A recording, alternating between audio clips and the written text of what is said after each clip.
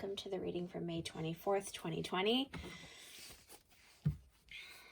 I'm going to do something similar to what I did yesterday. I'm going to draw a few cards and then circle back around and look at them all together. I think that is a little bit more efficient than what I've been doing otherwise. And it also allows me to consider everything at once as opposed to in little bits. Ooh.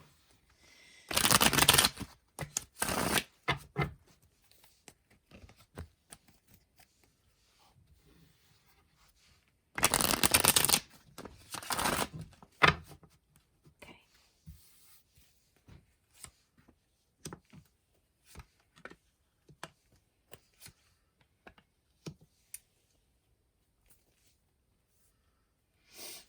In the bottom of the deck there. Okay. So we have, I'm going to actually put the bottom of the deck up here. It's the Six of Swords is the bottom. Ooh, I think that should work. Come on. You've worked before. Thank you. Okay. We have the Nine of Pentacles here, the Knight of Wands, and the Ace of Wands, past, present, and future.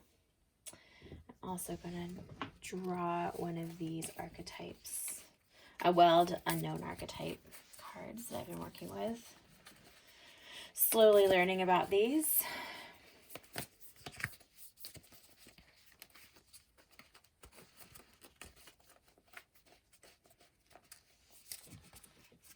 Actually, I'm going to try shuffling these.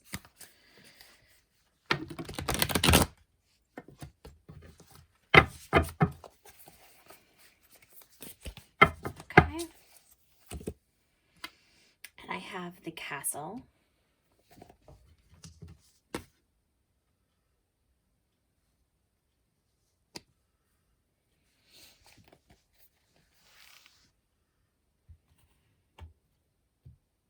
Okay.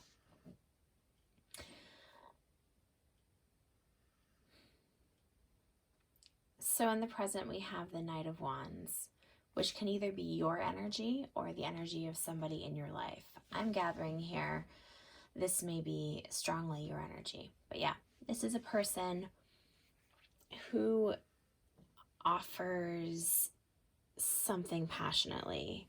This could be something like either, this could be as far-ranging as a business opportunity or to a one-night stand.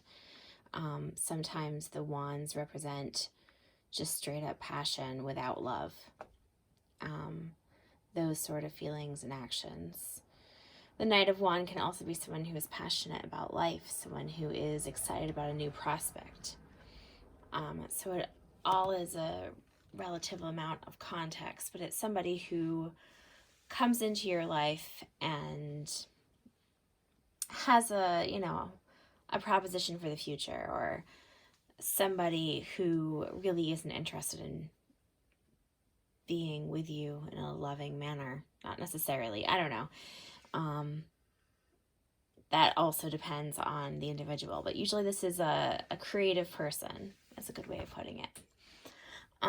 In the past, we have this Nine of Pentacles, which is an independent sort of stability, where you have everything that you need as a unit. You are fed and clothed, and you may even have, amenities such as a sunny garden, or you can have some of the little luxuries in life. So things that are pleasant and balanced and well arranged around you, that is a card of being independently fine, independently stable, maybe even independently wealthy, depending on how things are set up, but stable and in a good, happy, stable home, but usually by yourself. Usually it's a card of independence. And so the future has this brand new beginning, new opportunity, a completely new start. So it may be that you have found yourself coming from this place of independent stability to getting this offer of a new beginning. That may be the one this person is handing you. And you may not be sure about everything to do with this person, but they represent a new beginning. And in the future, you have this new beginning come to fruition.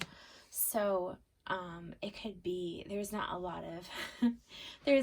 of specifics. Once again, this is a generalized reading. So this is a overarching energy that we have here. The Six of Swords that we drew on the bottom of the deck, which you can see back there. I actually really like that little spot to put cards in. That's about moving on to the next thing. That is about moving literally away. It could be a better home move. Traditionally, this means going on like a journey across water. You could go on a long journey. You could do something that is movement based. It also could be just metaphorically. I often have found when I travel that the two go as a package, that I find that I do a lot of healing and processing when I travel. And that's not so much on purpose. It's just that the movement across the earth makes me always feel like really small in a comfortable sense. Like it gives me a much different sense of perspective. And then add on top of that, like different ways that people approach problems in life. You know, you can get stuck in this idea that what you're doing is the only way. It is the way of doing something, you know? And then you travel a little bit and it doesn't make you like a better person necessarily, only it gives you the remembrance, or not the remembrance, but it gives you this idea that there's multiple ways of handling things. There's a lot of different ways to approach and structure your life, and that we have maybe limited control over that, but that we're all trying to find the best balance for our lives that we can. So it may be that you have been independently in a nice sort of stable spot and you're all kind of all set, but you know, this is the 9, the 10 is a culmination of more. There's more to be done in life than just being in a stable spot. And I'm in no way knocking a stable spot in life, because that is wonderful. But this energy is coming in, offering you new beginnings. And it looks like you may be taking this opportunity. I'm going to read what the Castle has to say very quickly.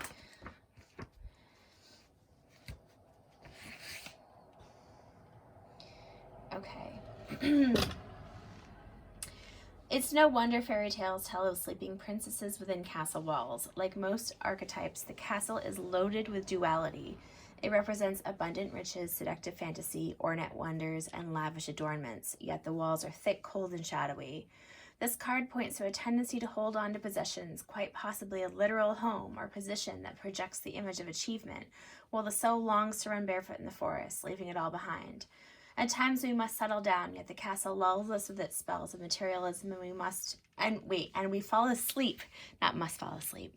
The castle lulls us with its spell of materialism, and we fall asleep to our deepest dreams.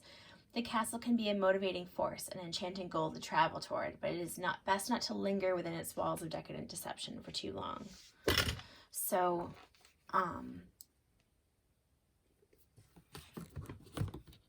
and maybe that it's best to move out from this comfortable position towards something new, better, and exciting, something more fulfilling potentially than just material success. I wish whoever is dealing with this energy the best. I will talk with you all tomorrow. Have a wonderful day. Thanks so much. Bye.